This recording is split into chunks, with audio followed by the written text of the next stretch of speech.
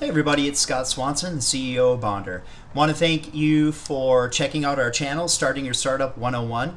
In the past, we had just talked about 4 things that you really need to evaluate before you advance. So please watch that, so that'll dovetail into our next topic, which is I've gotten it out of my head, I wrote it on paper, now I have this kind of very rough idea. What do I do next? The next thing you're going to do is you're going to find a UX UI designer.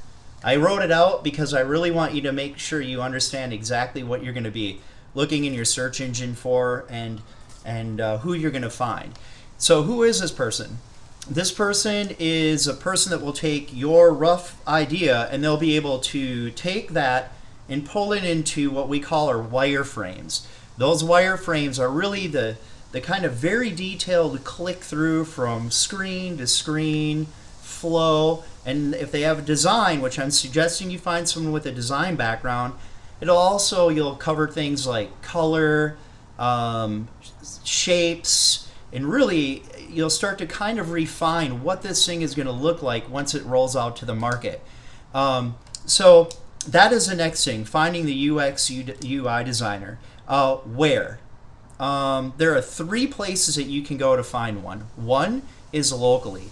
I happen to be in the Silicon Valley, so if I reach out to somebody locally to do my UX UI, it's very expensive. But it is an option. And the plus of that is you do have somebody probably very professional, somebody tied to probably other look for somebody that has some successful projects under their belt, and that they can be in front of you. You can really get a feel for who you're going to be working with and what they're going to do and how they operate, and I think that's a big plus, but you will pay for it. The second option is looking in places like Upwork or Dribble, D-R-I-B-B-B-L-E. And people have their resumes, their ideas or their portfolios with their work, and you can really get a sense of how they operate. And it's way less expensive. I was resistant to this at first. I was worried that somebody from another country is going to be doing the work. What's it going to be like? Am I going to connect with them? Are they going to get my idea? And I had a friend of mine who's very successful in the world of tech, and he really just kind of laid it all out. He said, "Hey, go into these places, look at what you're looking at. Here you go.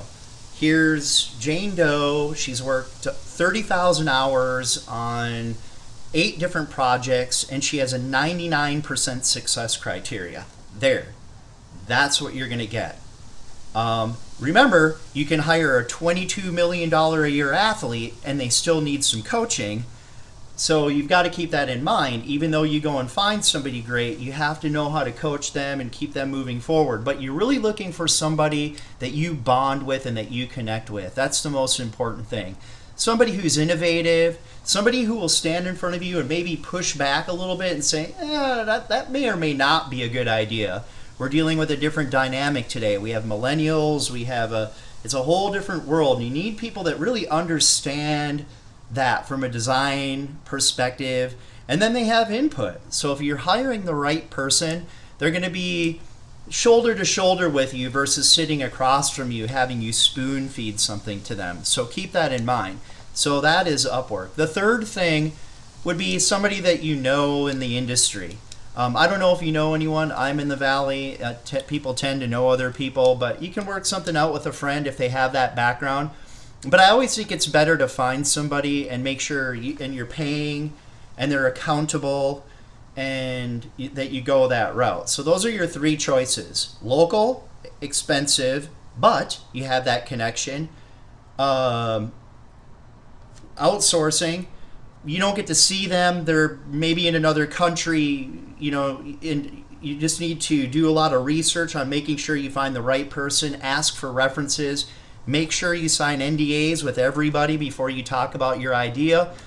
But if you find the right person, it can be a really good thing, or somebody that you know. So that's kind of the who.